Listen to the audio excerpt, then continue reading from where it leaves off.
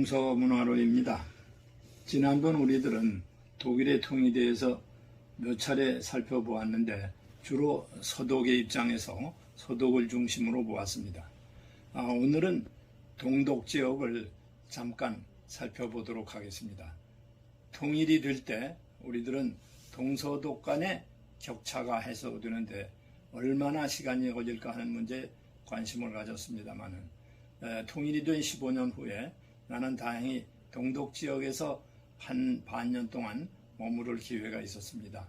제가 있던 곳은 독일 중부의 튜링겐 지역입니다. 우리나라에는 덜 알려진 곳이고 이 튜링겐 주의 주도가 에어프루트입니다. 그 옆에 우리가 바이마르 공화국이라는 바이마르가 있고 그 옆에 예나 대학 하는 그 예나가 있습니다. 이 지역이 상당히 중요한 지역입니다만 우리에게는 덜 알려진 곳입니다. 동독 지역에 가서 느낌은 그랬습니다.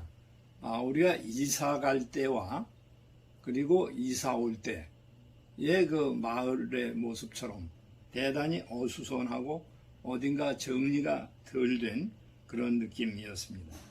기차의 작은 역들은 그 다음에 무너진 집들이 고쳐지지 않고 그대로 있는 것들도 보였고 통일 후에 새로 지은 병원이나 백화점 이런 건물들에는 찾아오는 사람들이 상당히 적어서 서독 지역에 비해 한산한 느낌도 받았습니다. 공산권에서 가장 인기가 있었던 자동차 트라비라고 그럽니다. 트라비라는 이 자동차가 통일이 되자마자 폐차되고 말았습니다. 왜냐하면 배기가스가 심하기 때문에 대기오염 때문에 서독에서 폐차를 시키게 된 겁니다. 그러니까 독일의 통일과 함께 사라진 동독의 상징적인 승용차 트라비였습니다. 정치적으로도 역시 커다란 변화가 일어났습니다. 우선 수도의 문제입니다. 서독의 수도가 본으로 편중되어 있기 때문에 이전에 수도인 베를린으로 옮겼습니다. 물론 전부가 갑자기 옮겨갈 수는 없고 중요한 부서들이 베를린으로 옮겼기 때문에 이제 수도 베를린은 분단 시대에 있어서는 서유럽의 동쪽 끝이었지만 이제는 중유럽의 중심 도시로서 옛날의 영광을 다시 찾게 됐습니다. 그리고 우리가 알다시피 통일 이후에 동쪽 지역으로 나토와 EU가 확대됐기 때문에 더욱더 중요한 도시로서 급부상하게 됐던 겁니다. 특히 2005년에는 독일에서 중요한 정치적인 변화가 일어납니다. 그것은 지금까지 상상할 수 없었던 문제인데 우리가 동서독의 차이가 심하고 우리가 대학이라든지 은행이라든지 사회 경제적인 면에서 거의 서독의 인물들이 중요한 자리를 차지하게 됐는데 당시에 콜 수상에 이어서 가장 나이가 적고 또 첫 여성으로서 동독의 물리학자인 앙겔라 메르켈이 총리가 되었다는 사실입니다. 이것은 참으로 중요한 변화였고 아마도 통일 후에 매우 격차를 느꼈던 동독인들에게는 상당히 자존심의 회복이기도 했을 겁니다. 그리고 그것은 나중에 독일이 소련을 비롯한 동유럽 쪽으로 친화하고 확대시켜 나가는데 중요한 계기가 됐을 것으로 봅니다. 사실 그 후에 16년 동안 금년에야 메르켈은 수상직에서 물러났기 때문에 더욱 그렇습니다. 다음은 제가 머물렀던 튜링겐지의 에어프루트 시에 대해서 조금 살펴보겠습니다. 아까 말씀드린 대로 우리에게는 아주 덜 알려졌던 도시인데 사실 이 도시에서 하이델베르크 대학과 거의 같은 시기에 대학이 생겼을 정도였으니까 대단히 전통이 있는 고도입니다. 여기서 말틴 루터가 그 당시 그러니까 16세기 초반에 이미 석사 학위를 받을 정도였습니다. 그래서 그 대학은 그 뒤에 폐교가 됐다가 통일 후에 다시 개교가 됐습니다.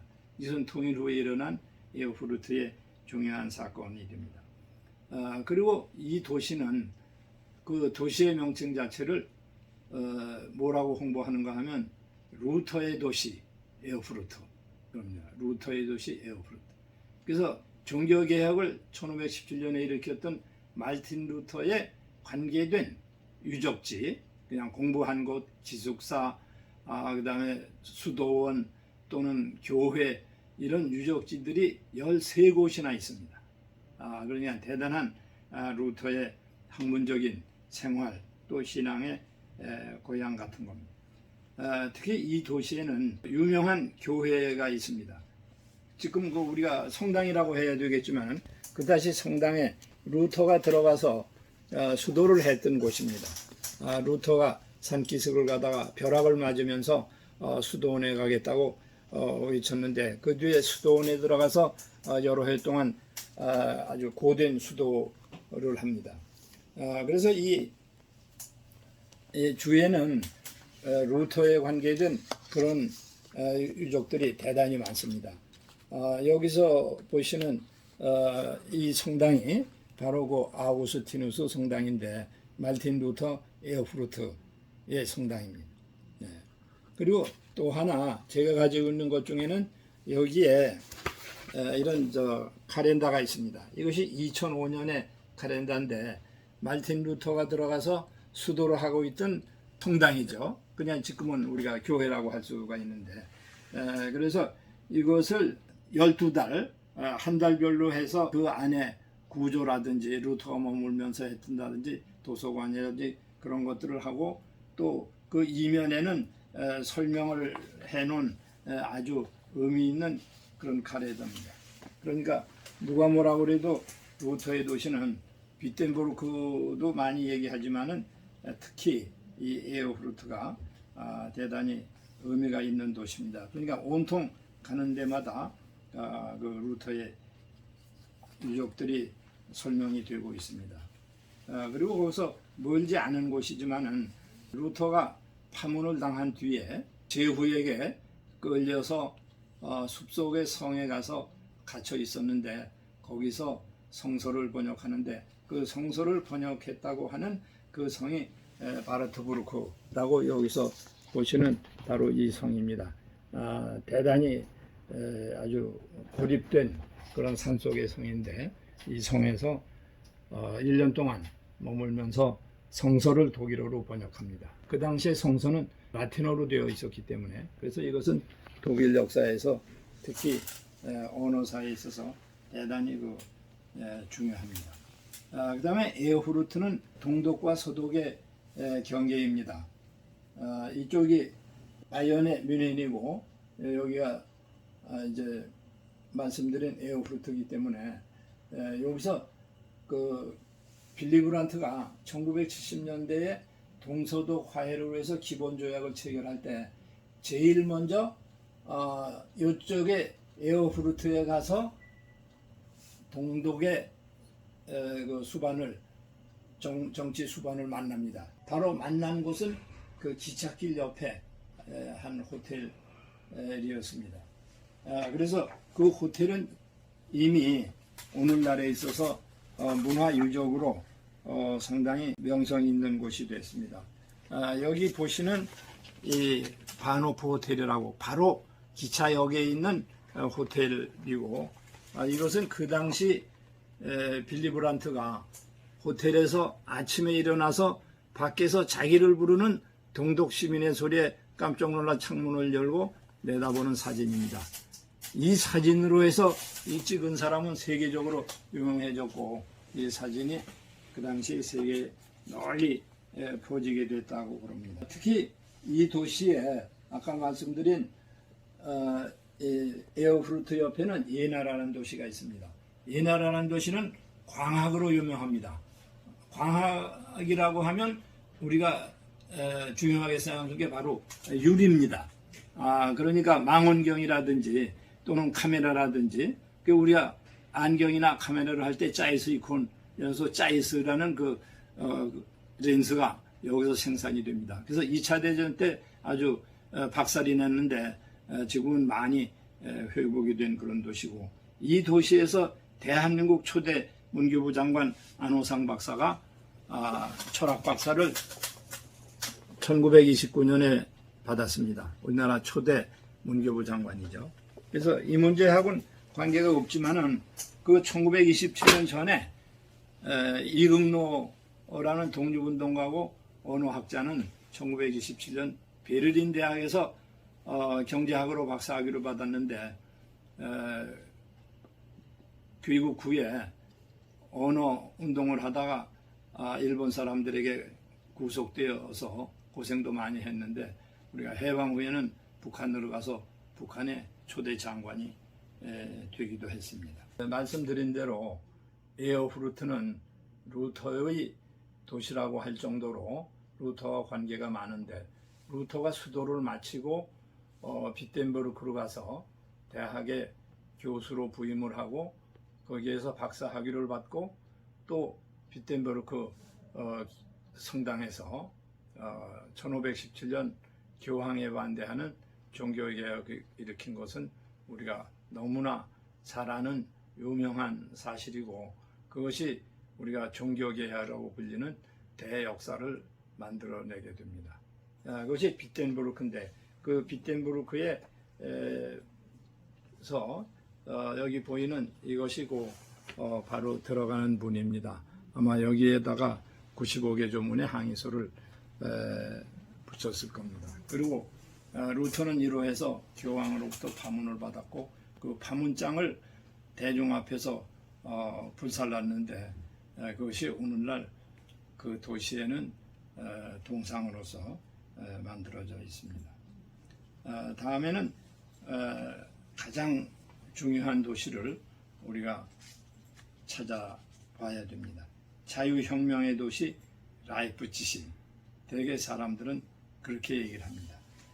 라이프치히는 여기 작센이라는 도시에 있는 바로 여기입니다. 이제 여기 있는 도시인데, 라이프치히가 있고 여기 드레스덴, 그냥 같은 주에 있습니다. 이 라이프치히에서 바로 1989년 10월 초부터 자유 시위가 벌어집니다. 그래서 그걸 몬데이 데몬스트레이션, 말하자면 몬탁스 데몬스트레이션 독일말로. 그래서 그 니콜라이 교회의 목사가 주도하게 됩니다. 그래서 그것이 사실상 거의 매일 시위가 전국적으로 확산이 되면서 결국 동독의 정권이 무너지고, 그 다음에 개방을 하지 않을 수가 없고, 그것이 결국 독일의 통일을 가져왔습니다. 지난번에 우리가 한번 보았습니다마는 그 성당 앞에 바로 성당, 그냥 교회가 되겠죠. 니콜라이 교회 앞에 거기 조그만 터에 그 당시에 그 역사적인 사실을 기억하기 위해서 이러한 돌로 만든 석주를 세고 그 위에 기념표석을 했습니다. 그 밑에는 어지러운 발자국들을 하면서 우리들은 같은 민족이라는 글이 쓰여졌습니다. 그러니까 아주 중요한 지대죠.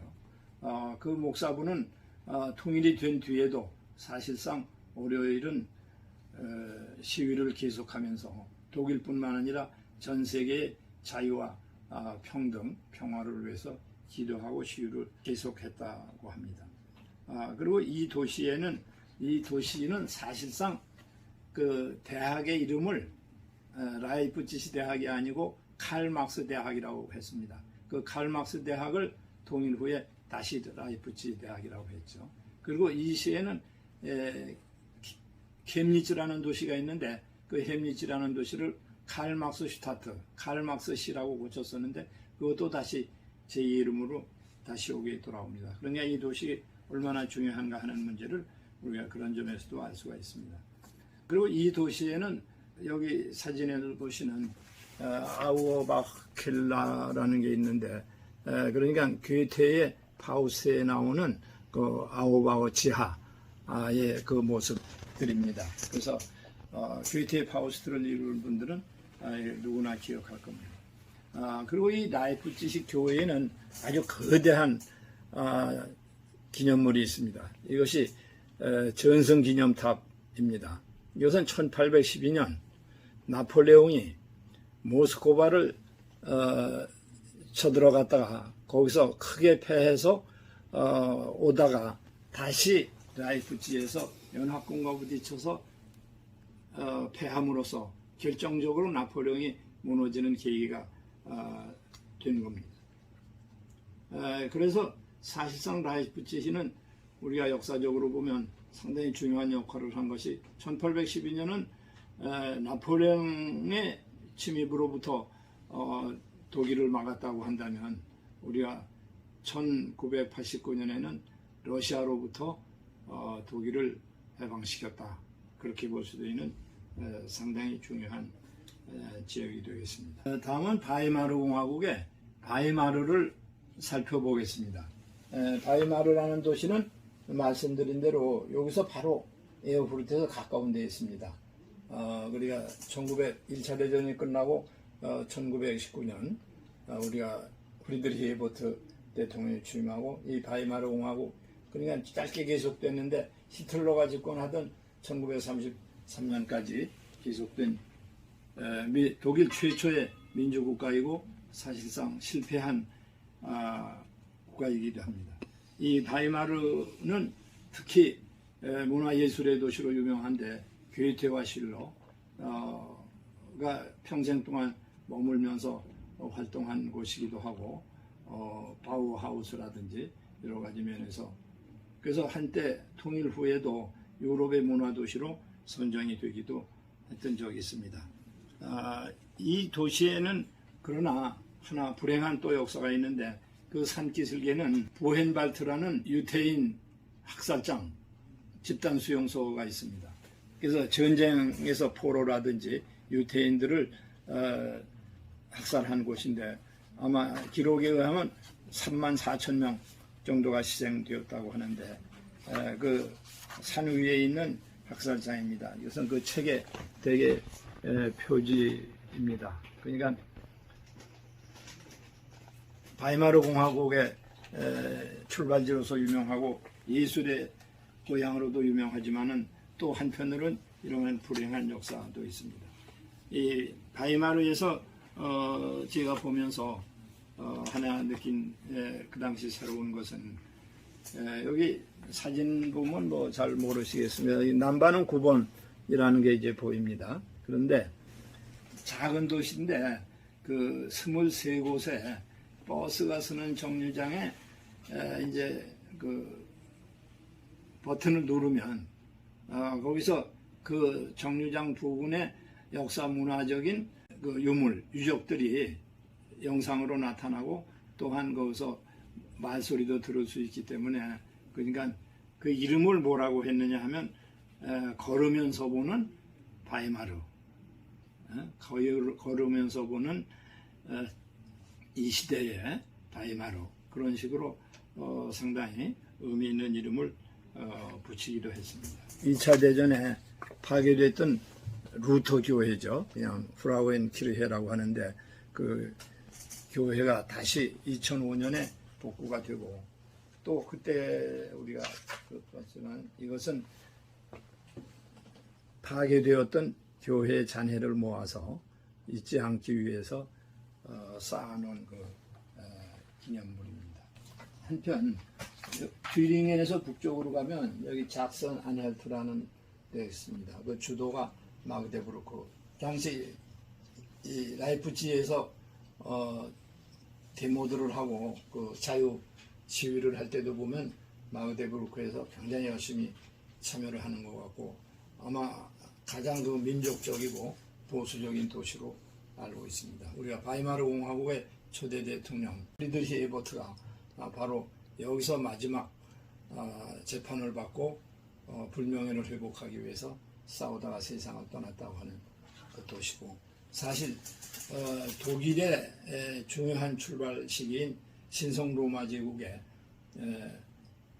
그 초대 황제였던 오토 1세의 그 출발지이기도 합니다. 그래서 여기 그 성당에는 오토 1세가 묻혀 있습니다. 지하에.